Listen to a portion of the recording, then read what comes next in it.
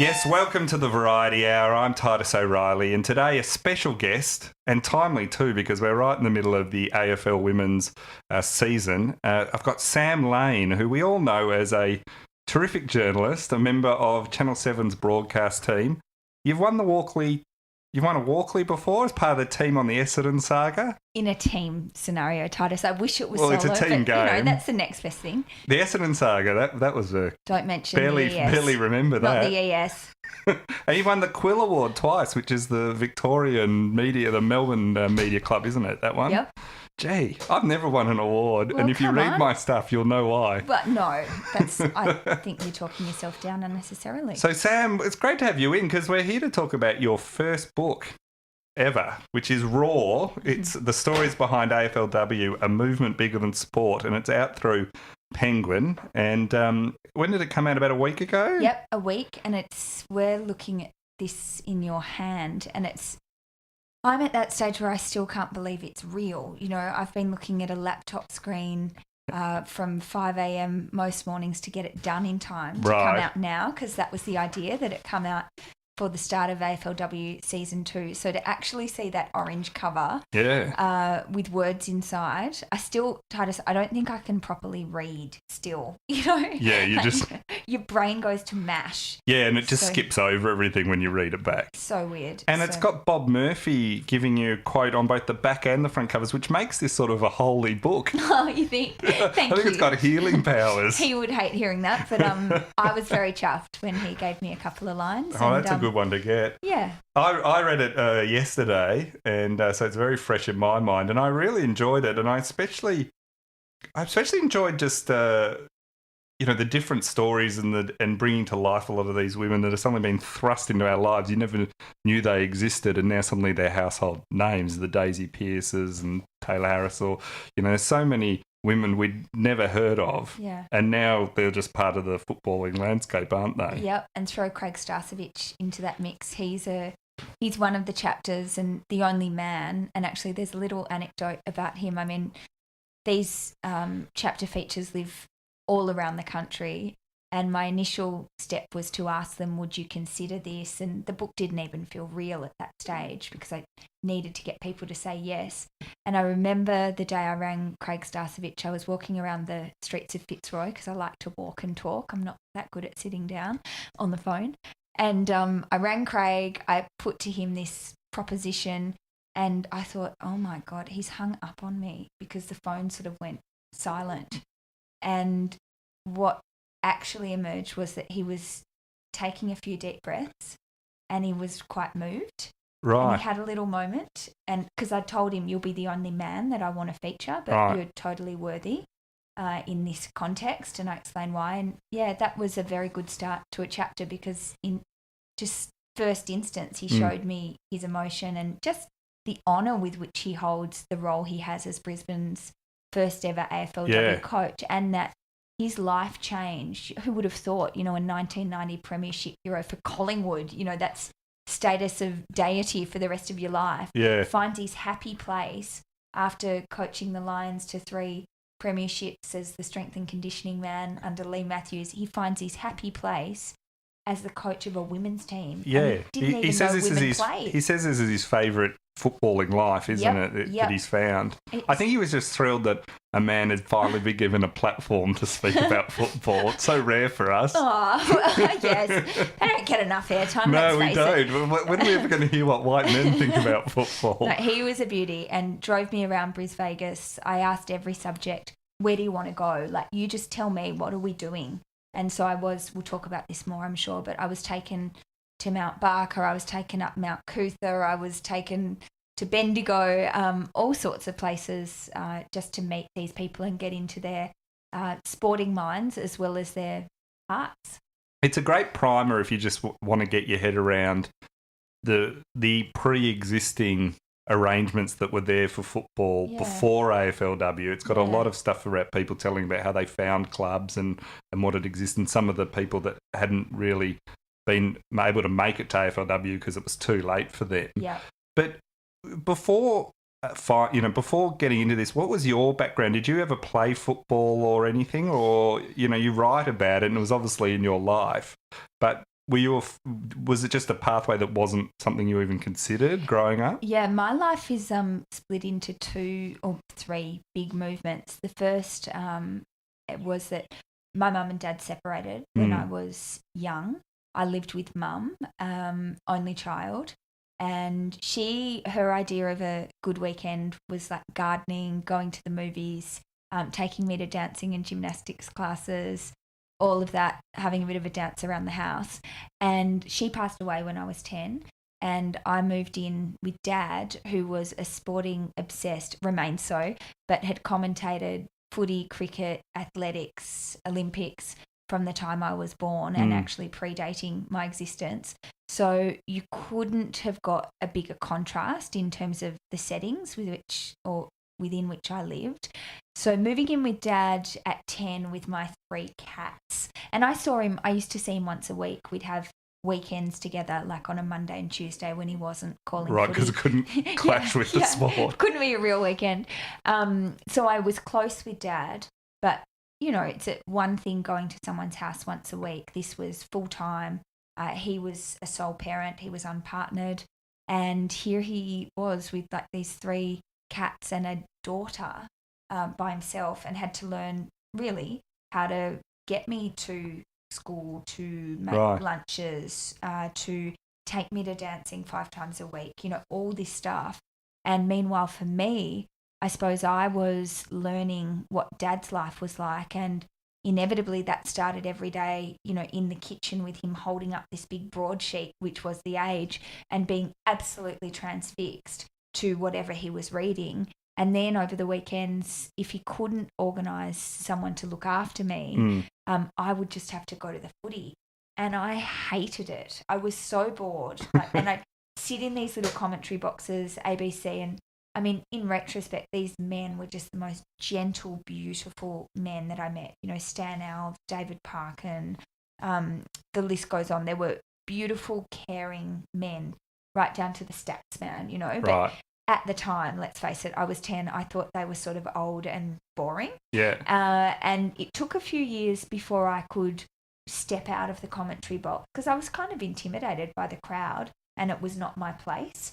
But it was at Princes Park in Carlton where I remember feeling confident enough to kind of walk around. I'd take, something to eat. I'd eat chips. And then I started watching the footy and something grabbed me. Clearly it was the contest, the jumper. Stephen Silvani had a bit to do with it. The team was very successful at the time, so I started getting interested. Yeah.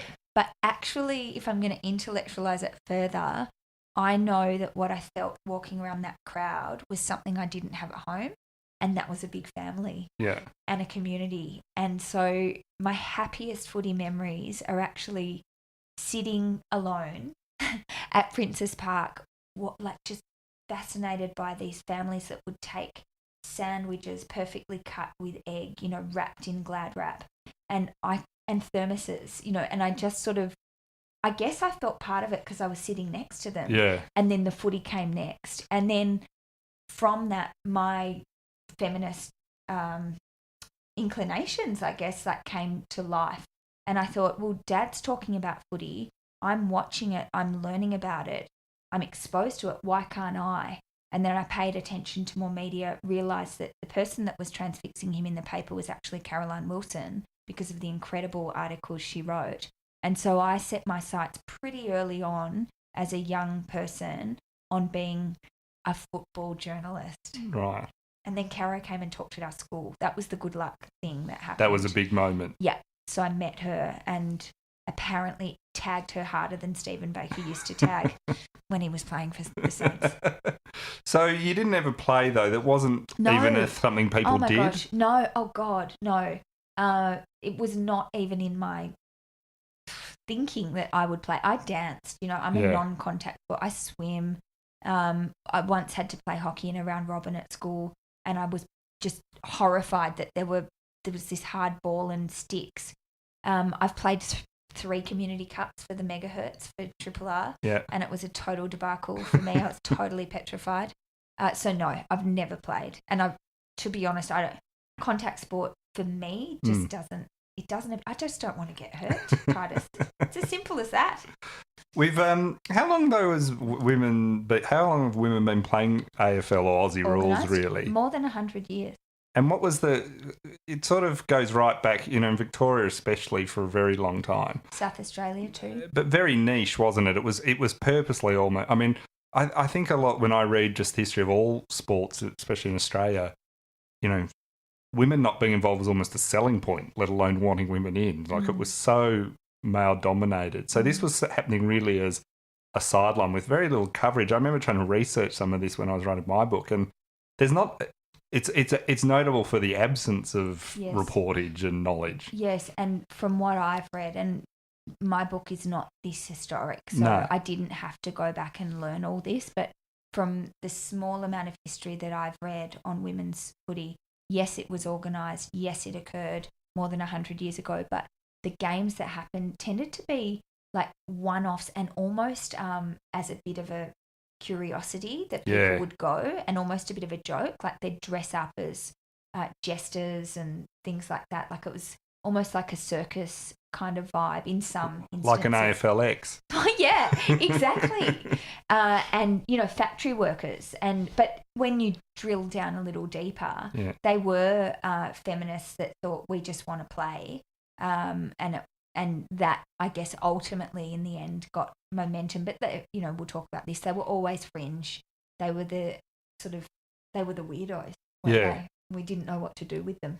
It's not surprising, though, when you read... I remember we had Angela Pippos on about a year ago, actually, and she was talking about how, the long room at the MCC wasn't open to women until the mid-'80s.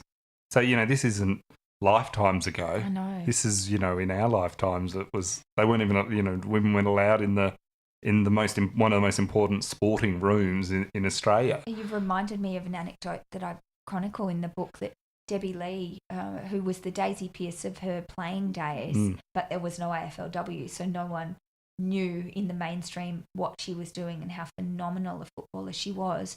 She was footy manager of Melbourne's AFLW side last year, now with the Bulldogs, and she told me, and it's written in the book, that when the Demons women played their first game at Carlton at Princes Park last year, so 12 months ago, she walked in, did the recce of the room, set it up, blah, blah, blah.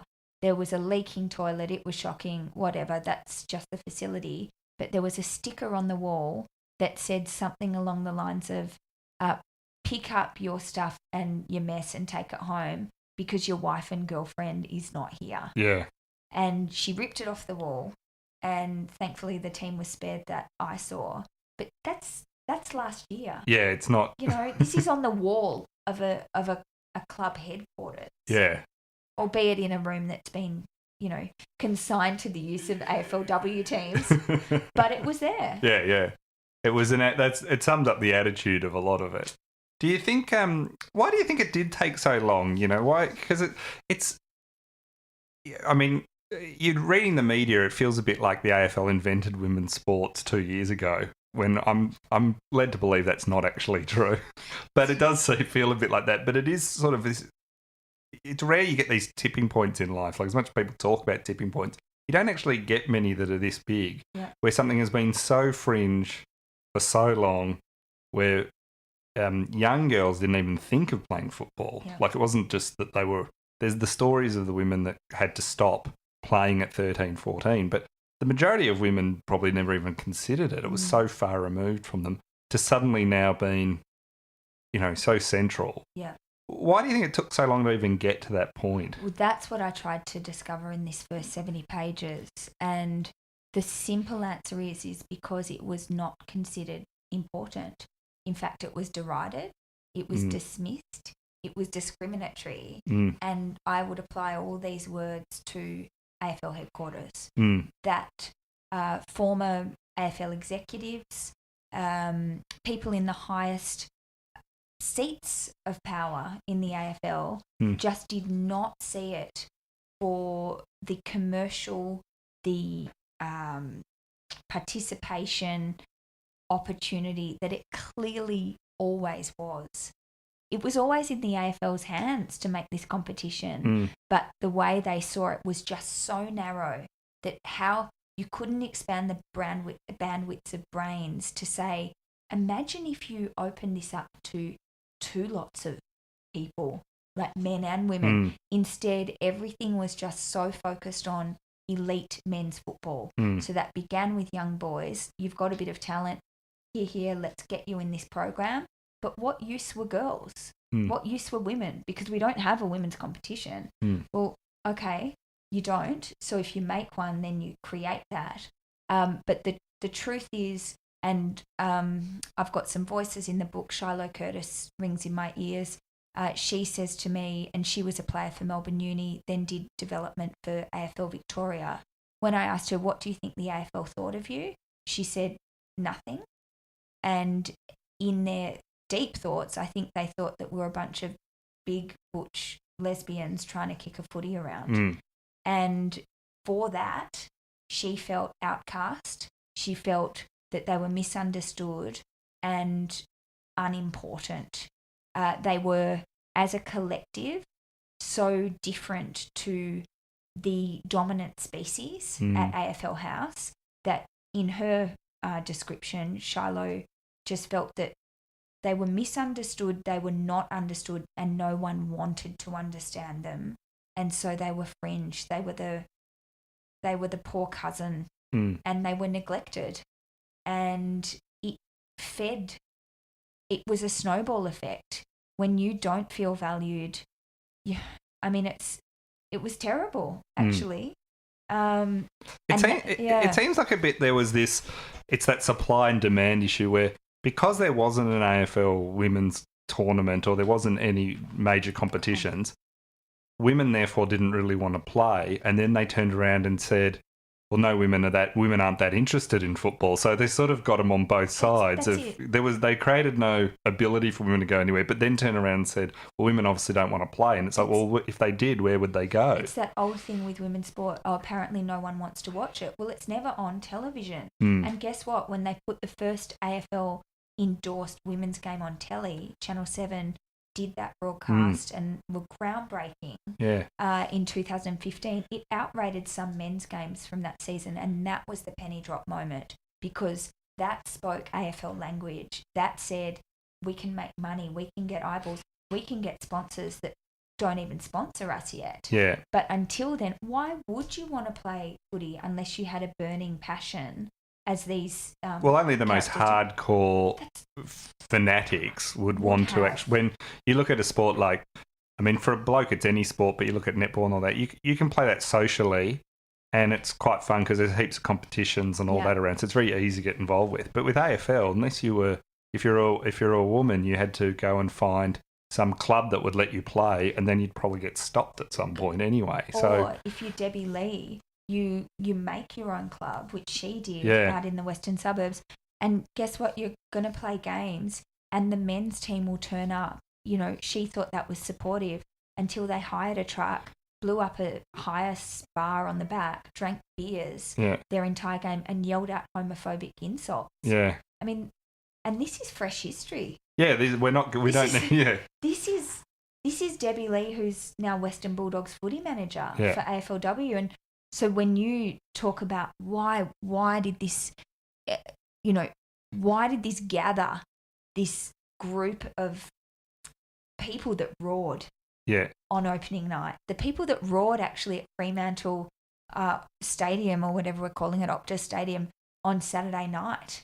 That's why there is so much fresh history, and I don't think anyone's angry anymore. They were. But now everyone's just so relieved, and Debbie is a great case in point. I mean, she's just a gem. She helped launch my book, and she looks more and more serene every time I see her, and it's because she's happy that it happened. And she's flat out now, actually, with involvement and work. And this is what she fought for. It seemed to me it went from reading some of the history of it in AFL House especially, it sort of went from this not thinking about it whatsoever, so just absolutely not even lip service to it, to then a little bit of lip service just as part of the AFL as it took on its various social responsibility positions on things, that it sort of had to pay lip service to racism and various things. and as often as not lived the values, but has talked about them. But still it was still a bit of a joke, wasn't it? They made jokes about it. It was sort of like, yeah, we know we need to do it, but come on. It's like no one's really saying this is going to be an elite competition is what it was for a long time, wasn't it? Yeah, and I think the pointiest example of that from within AFL House, and it's difficult, let's face it, trying to get people to tell these sorts of stories. Yeah. But I've quoted in the book a woman who, when she joined AFL House, became the most senior woman appointee at the league. Her name is Jane Holman. She came from the pointy end of corporate business, and she tells me in the book about the day that she sat in a management meeting, so it was general management.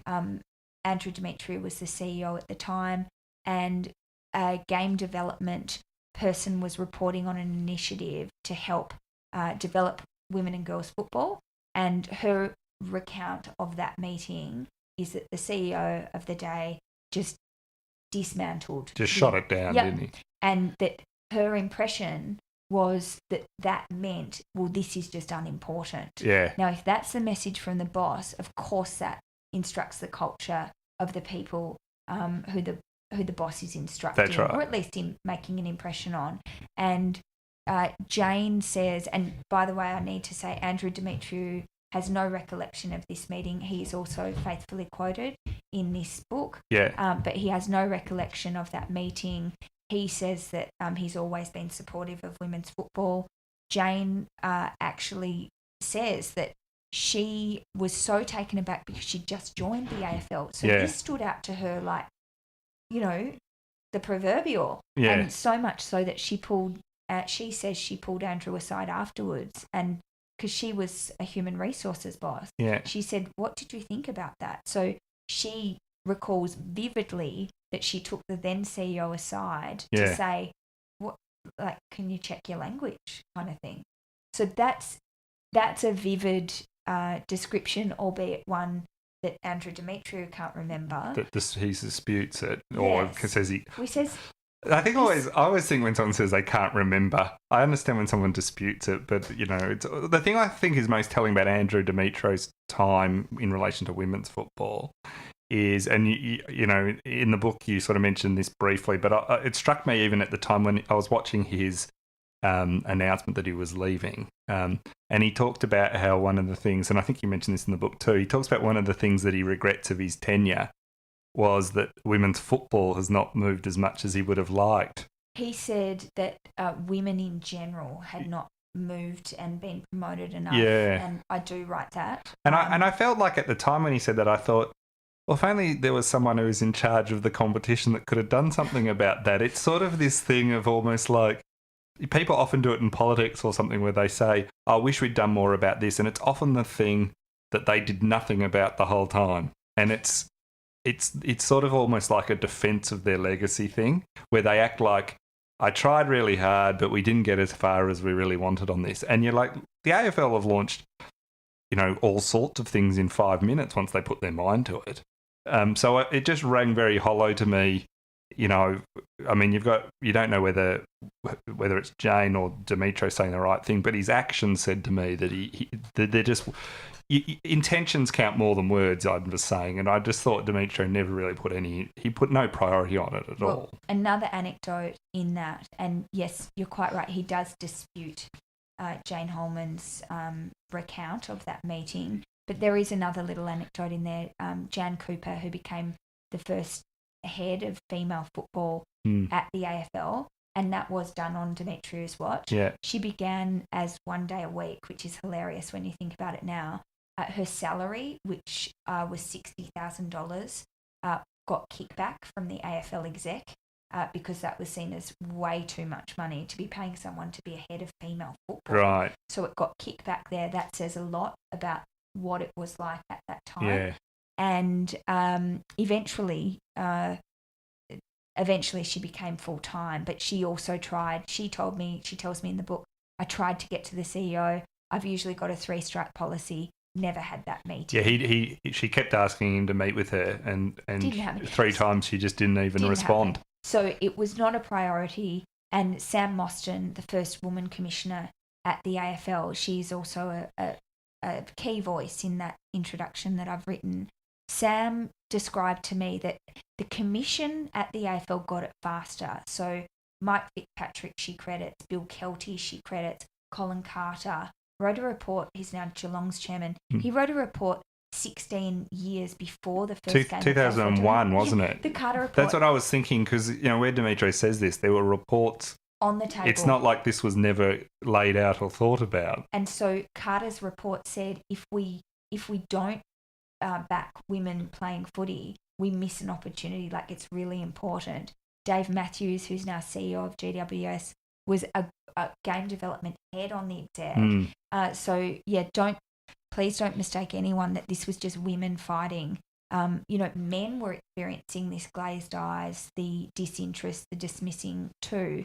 And Sam explained to me, Sam Mostyn, that commission got it faster. The real trick was getting the executive, so the AFL executive, commercial, everyone, to get it, to grasp it and make it. It sort of seemed to me that it went, the AFL kind of, it was seen as never thought about, then a bit of a joke and something they need to pay a bit of lip service to, something they might do in the future. Then a bit of a, well, let's amp this up a bit because it's good for corporate social responsibility, and it might be good for a bit of participation at a grassroots level.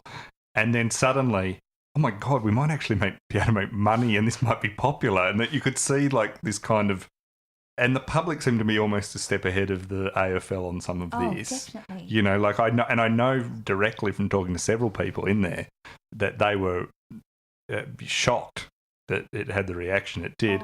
One thing that I found fascinating, tell us a bit about, Debbie Lee, you mentioned, she had a lot of involvement of Melbourne and the Western Bulldogs. Why were they the first two clubs to really start to change, I guess, at an AFL level? And once again, it seemed that the clubs were leading a little bit more than the AFL house was here. True. And Debbie Lee, Debbie Lee's got her fingerprints all over this. She was hired by Campbell Rose, who was CEO of the Western Bulldogs at the time. And he was, he could be very, and he is, I think you wouldn't mind me saying, quite eccentric at times, but he was a visionary. And he hired Debbie Lee because she was doing great work in the Western Suburbs community. She was the one that I told you the anecdote about with the truck and being abused and all of that when she was just wanting to play footy. Campbell Rose hired Debbie Lee at the Bulldogs to be a community development officer. And once Debbie was in that setting, it was a bit of a game changer for her because she was in an AFL setting. She always wanted to be developing women's football. There was not so much progress on that front while she was at the Bulldogs. But when she joined Melbourne, I think she got much more empowered and emboldened about the vision. And so between her connections at the Bulldogs and the Demons, they agitated with the AFL to make these what became known as exhibition games. So I think all up we had 4 of them, and it was always Melbourne and the Bulldogs. And I mean, it was so random, these games, but initially you just have one a year. It was at the MCG at 10 a.m, 11, but it was considered sort of a double header with their men's clash. Then it was at Etihad, and the game changer was the one that I referenced before, the very first one that was broadcast, and that's when that was 2015. Phenomenal, yeah. And then just before AFLW launched, there was a final one at the Whitten Oval, and that was packed as well. Mo Hope kicked 6 goals. Yeah. And that was a beauty. But it was... But the 2015 exhibition game was the thing that changed everything in AFL, in AFL house. Absolutely. That was the light bulb moment. That was it. And it was after that, and I think it's definitely recorded in the book that, I mean, again, this, you read into this what you will, but the first very serious conversation that occurred between Gillan McLachlan and Josh Vanderloo, who ended up becoming sort of the strategy mastermind of how do we do this, how do we build it, that actually occurred because of a chance meeting in a Gold Coast airport lounge. Right. So Gil and Josh are like just both hanging around, probably waiting for the same plane. Yeah. And Gil sort of asked Josh, do you reckon we could do a women's league? And Josh was like, yeah, if we did it right now, it wouldn't be very good, but let's talk about it. And I mean, this was the genesis. But it shows how easy it is to have done it once this is the thing when it contrasts with Demetrio and it's not just Demetrio, it goes back to 100 years, Yeah. But once the mindset Jackson changed, it happened in 5 minutes. Like it was amazingly quick. And we know this. We have proof all over the place that when the AFL decides it wants to do something, whether that's AFLW, GWS, Gold Coast Suns, AFLX, anything they all want. Their terrible ideas. Anything they want, they can do. Yeah. If they want to do it, they will make it work. That's where Demetrio, to me, not so much in your book, but just generally on this topic, always rang a bit hollow with me because that's the thing. And, Gillen, how much credit does Gillen deserve? Like, he did bring forward the season a good 3 years. Yeah. From 2020 was the original target. So he deserves great credit for that. He rode shotgun on the AFL Commission, as I understand it, so he didn't quite follow the correct protocol to get that ticked off by the AFL Commission. Right. He sort of just announced it, didn't he? He did. Yeah, at a lunch, didn't he? And most people fell off their chairs, I think, including I don't think he'd even told. It's like from your book, I got the sense that the stakeholders around women's football, they were oblivious to it. Totally. So Josh Vanderloo had a kind of idea. I mean, yes, anyway, but he did that. I've got to say, Gil was also on the same executive. Yeah. I mean, Gil was one of Andrew's right-hand men. Yeah. He was virtually to IC, and so he would have heard the same conversations that, I've been told about. He would have, let me put it this way, I don't think Gil was born a pioneering... A champion of women's football. Yeah. Now, in saying that, he does have community football roots. So he knows, and Meg Hutchins, who was a debutante in Collingwood's first team, she used to run water for Gil's footy team. Right. So he knew that women were around footy, but I think the way I put it is he listened and learned. He credits now, I think very tellingly, Sam Mostyn as the woman who was behind this actually happening.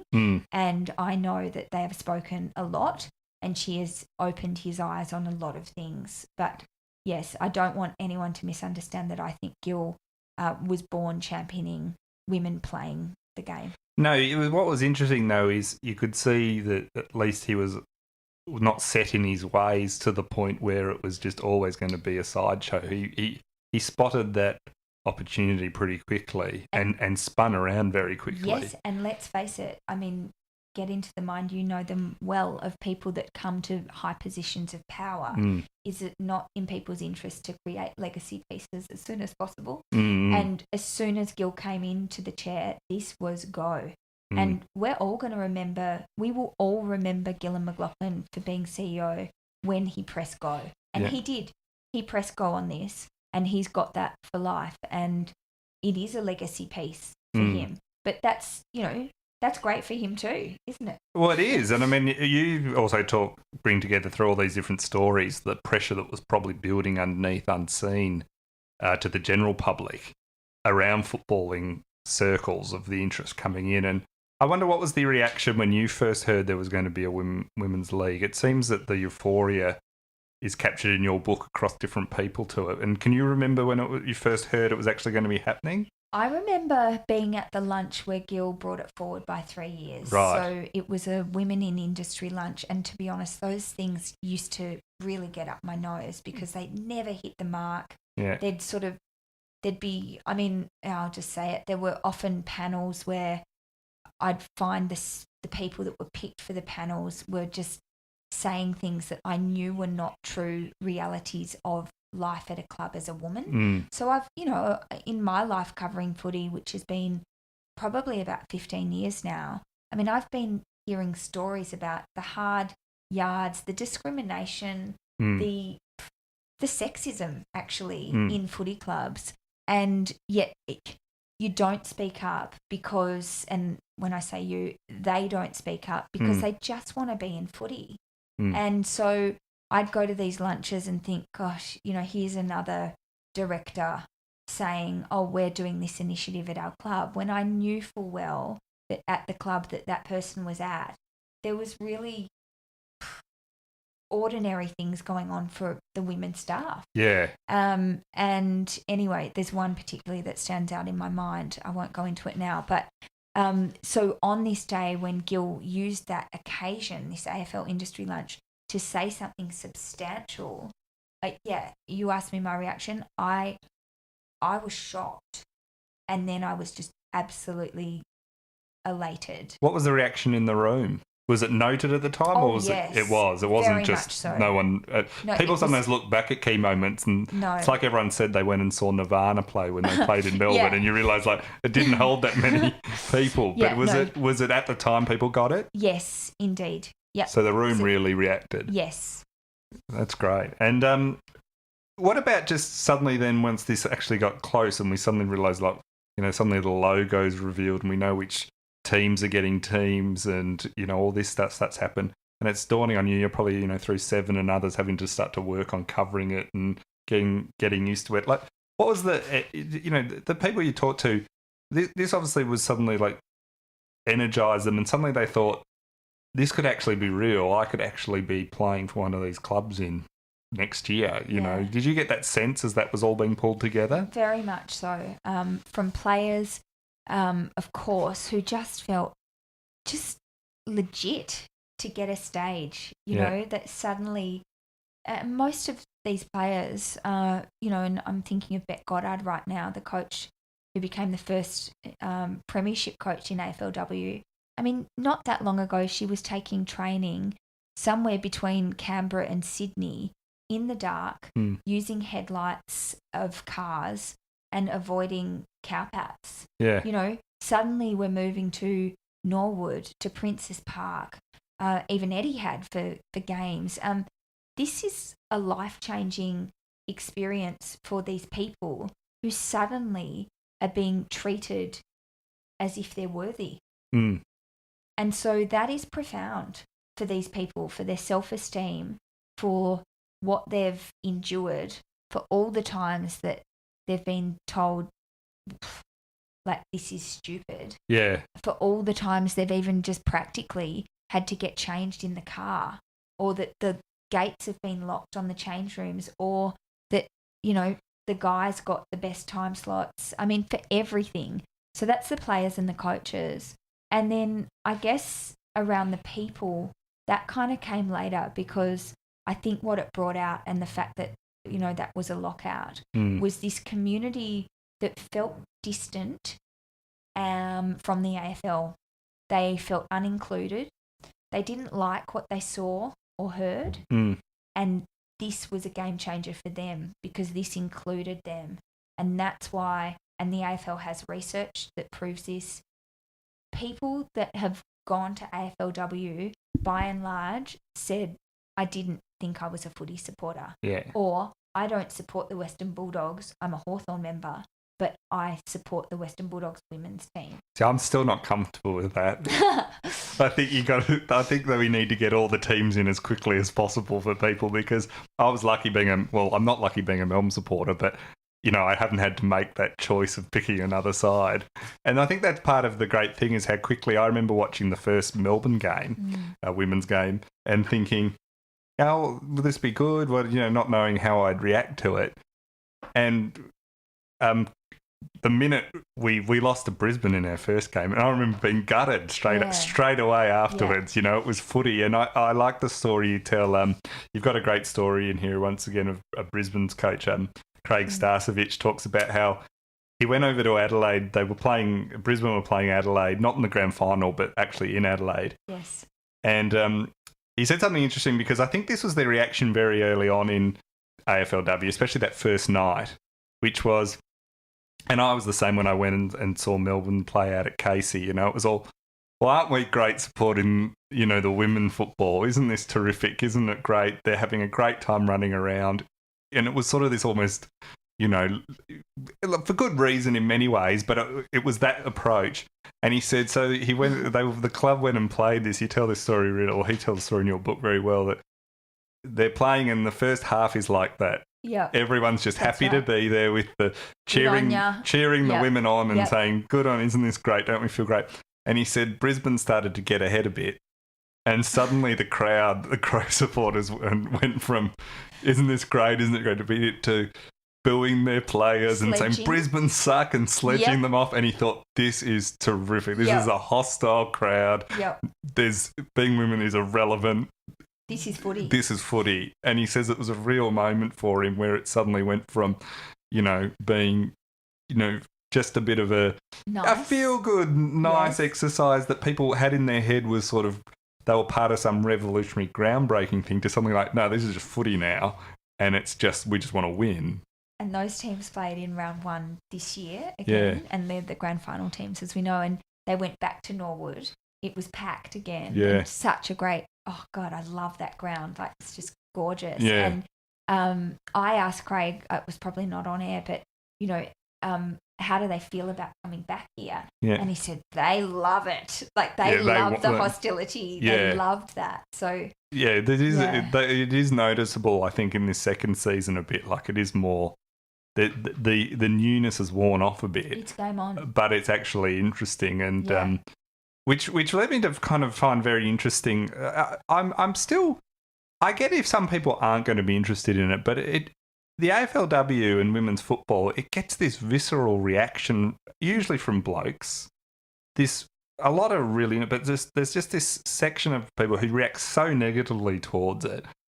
And I'm not really, it's still, to me, I'm interested to get your thoughts, because it's like they think it's a zero-sum game. So if women do well, the AFL's in danger, or it's a distraction. And I don't really get that reaction they're having, because it's, there's so many positive boxes it ticks. So, do you get why it gets that really negative reaction from some? Like, some people seem just determined to hope it fails.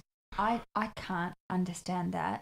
I guess what I'd counter that negativity with is that Chris Grant, Western Bulldogs hero, captain, he told me, and they had a season launch for their women's team last year that was just unforgettable, because every player got to choose their favourite song and walked on to get their jumper from the coach to that song, and it very quickly turned into wild dancing. Like, it was just, it was amazing, and it wouldn't happen with the men's teams yet.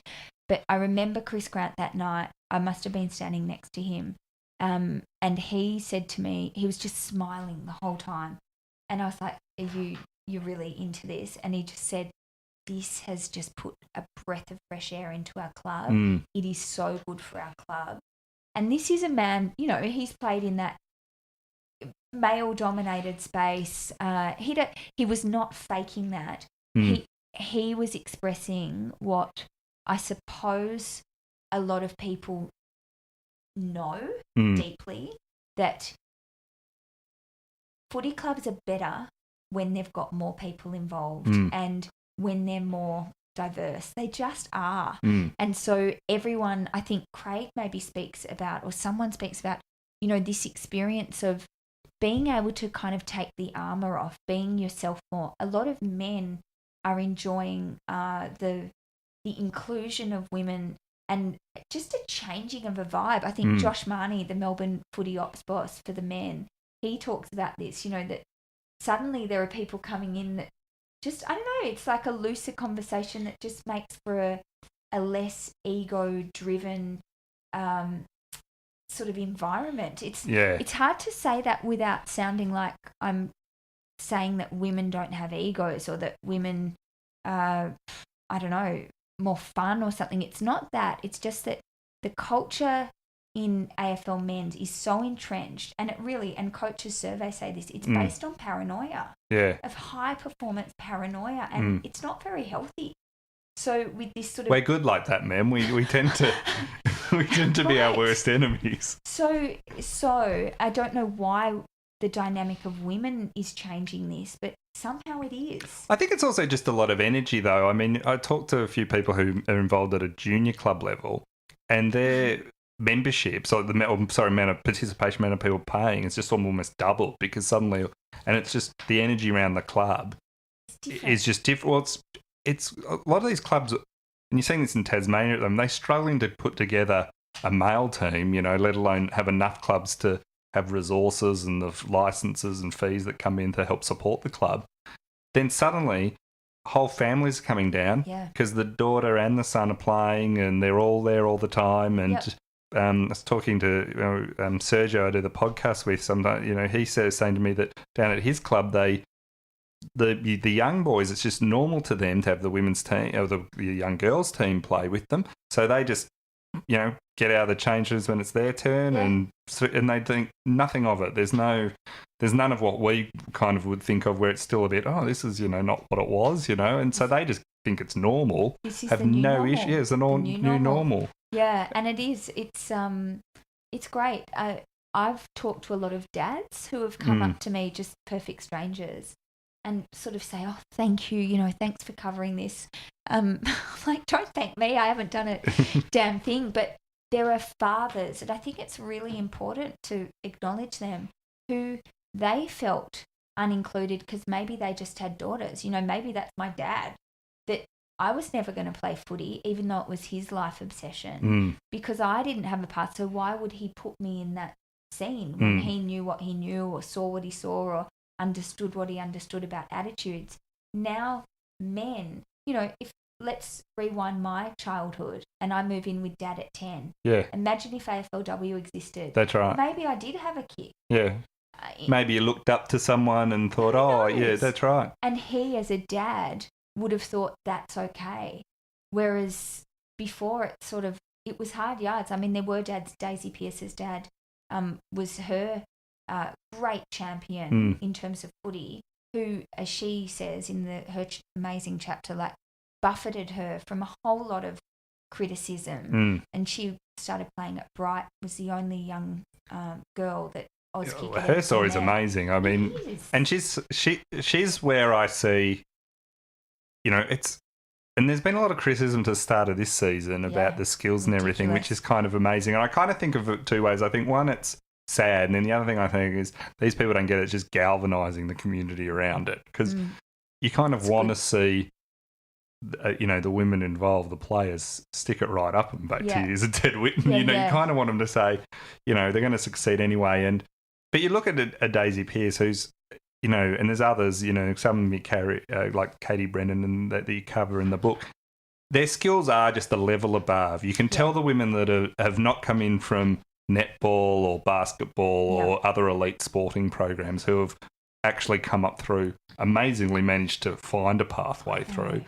And they're just so much better. And you can see in 5 years from now, the skill level, a Daisy Pearce skill level, is probably going to be almost the average. Not to say Daisy Pearce isn't terrific, but you're going to see that basic skill level just rise and rise and rise. Yeah, it'll be standard. Because at the moment, some can't hit a target, but you can tell they've, I can't hit a target. So I'm, and look, I follow Melbourne.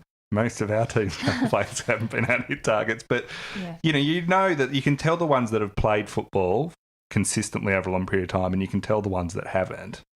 And when you look at AFL men's, that just all those players have been in elite pathways. From the time they were tapped on the Very shoulder. few. It's the rare story. That's right. I remember talking to Alistair Nicholson, who, former Melbourne backman, and he didn't get picked up till he was about playing footy. He was about 17, 18. And that's a rare story. Yeah. But with these women, often some of them are 22, 23 playing these sides, never played football before. Yeah. And I hear coaches now, AFLW, just saying, let us have them for more than 9 hours a week. Yeah. And see what we create. And that's the limit they're allowed to have under the I mean, it's really, and the EBA. They're training at 9:30 at night, mostly. Yeah. They finish at, whatever, o'clock, have dinner, go to bed with a full stomach, wake up, do their day job, and then go to training again. I mean, it really... Well, it's 30, 40 years change. Behind, more, in terms of... More it's that, Titus. because there wasn't even the playing at the... What did you think then of the infamous memo sent out by Steve Hocking? That memo should never have been sent. And have you seen anything ever like that in the men's game from AFL House? Well, I know that the AFL does, ring coaches, talk to coaches, say we don't like that, we don't like And this. Demetrio famously did it to Paul Roos Correct. at Sydney, and through the radio though, not through a memo. Through the radio, and said, ugly football, and then they stuck it up them by winning the flag. It was interesting to me that Paul Roos came out during the week and backed AFLW and said that the memo was something that shouldn't have happened. Peter Gordon was also a really strong voice on this, and he was affronted. And look, I just think if they had an entire off-season to speak about this with the coaches and any concerns, and I gather they did.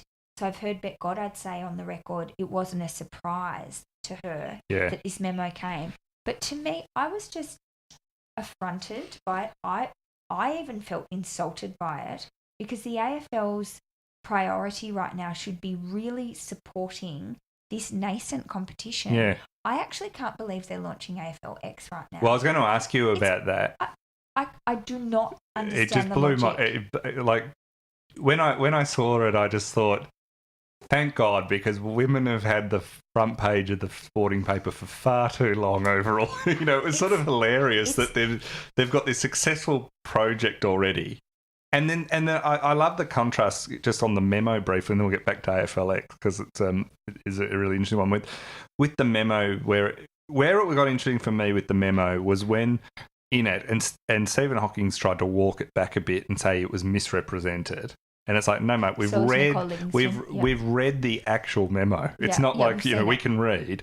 It said in there the thing I think that's took it from being silly to actually really annoying, or made me angry too, is, and not because it was directed to the women, just that any sporting competition would try and interfere in how coaches coach in that way is just ridiculous. Now, the fact it was the best bit of corporate mansplaining I've ever seen, but when he then said umpires will not start games, have been told, until that's where it crosses over, here's how we would like you to play the game, which is fine. If the AFL want to tell people that they would like more scoring, we all know they would like more scoring. Sure. But to say, unless you're set up certain ways, we've told the umpires, well, that's a rule change. Yep. Then change the rules at least. Don't pretend it's a guideline.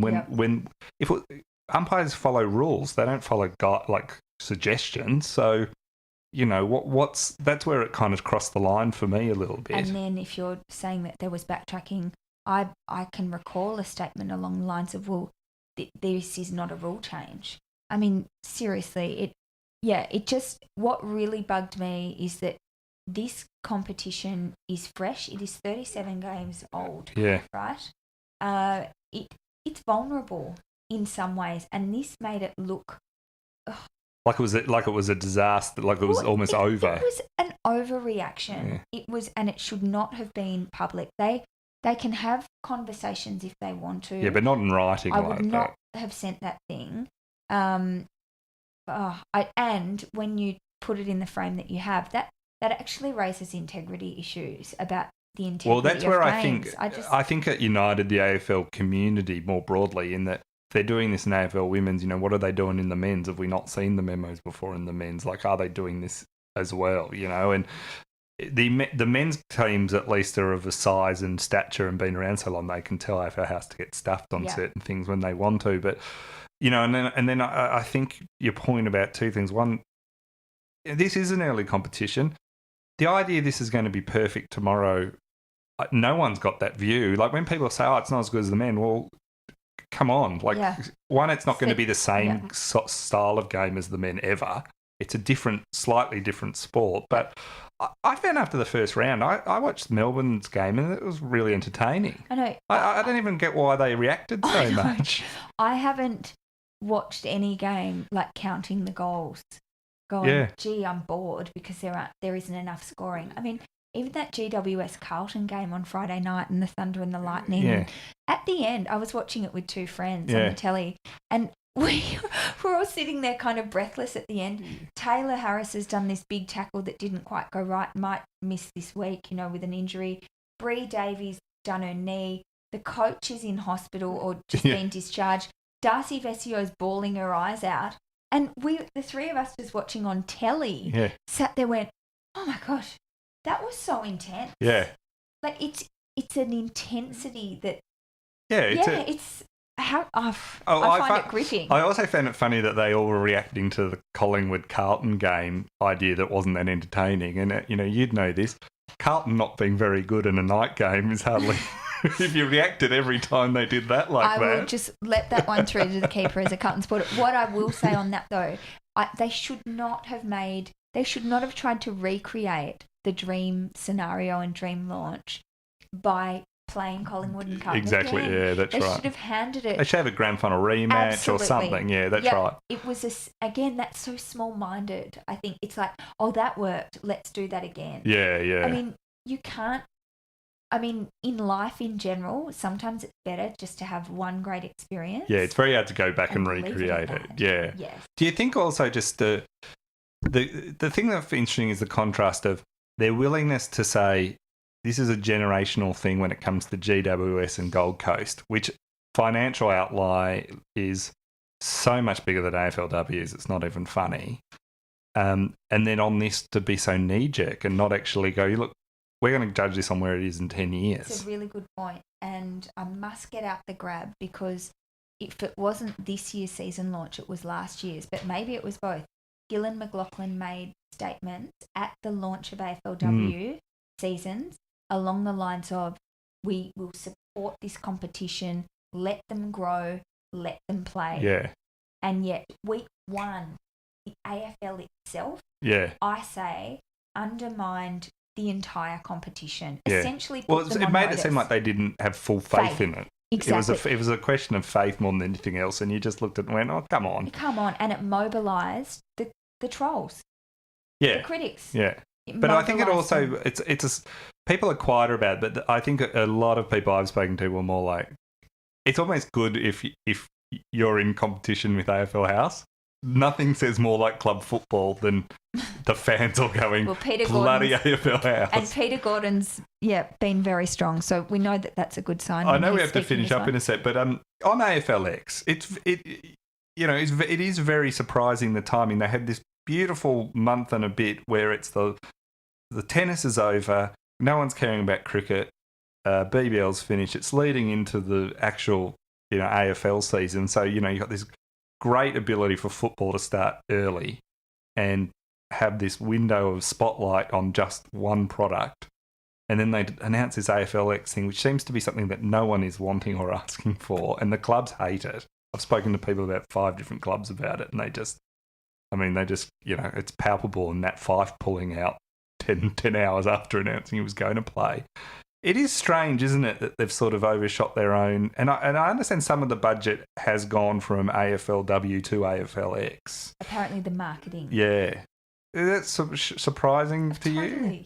I don't understand it. I don't get the logic.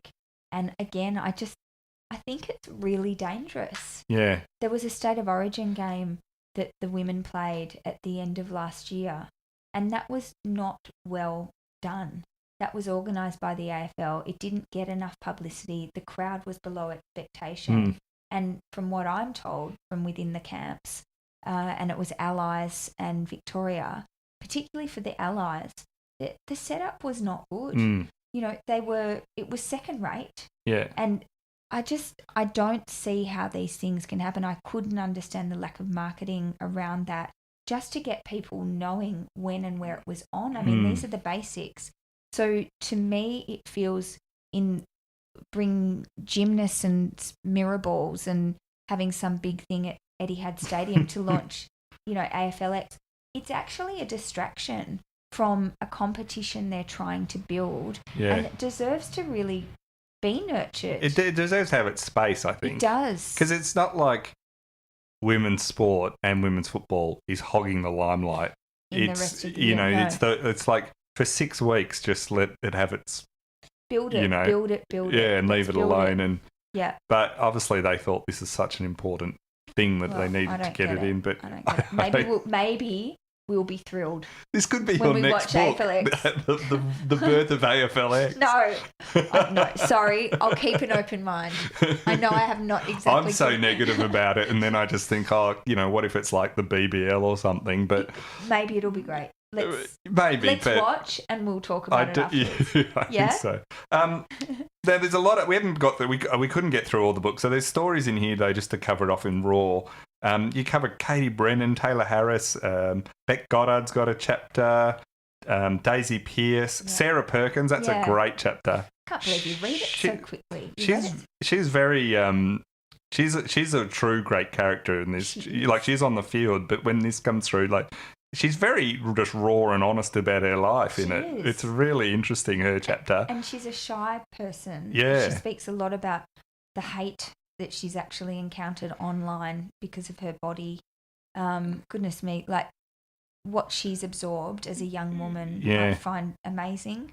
And she's the most beautifully, softly spoken young woman, so respectful and a really cheeky personality. I think she comes out really well in this too. And the Kirby Bentley's chapter is just beyond the footballing story, is just an amazing story. So that's one that's worth getting just to read. That I really enjoyed it, and it put meat on the bones of a lot of these women that you're starting to see and know the names of, but you don't actually know as much about them. Well, I hope it does that really well. Well, I hope that if people read it, they say, now I want to watch them play.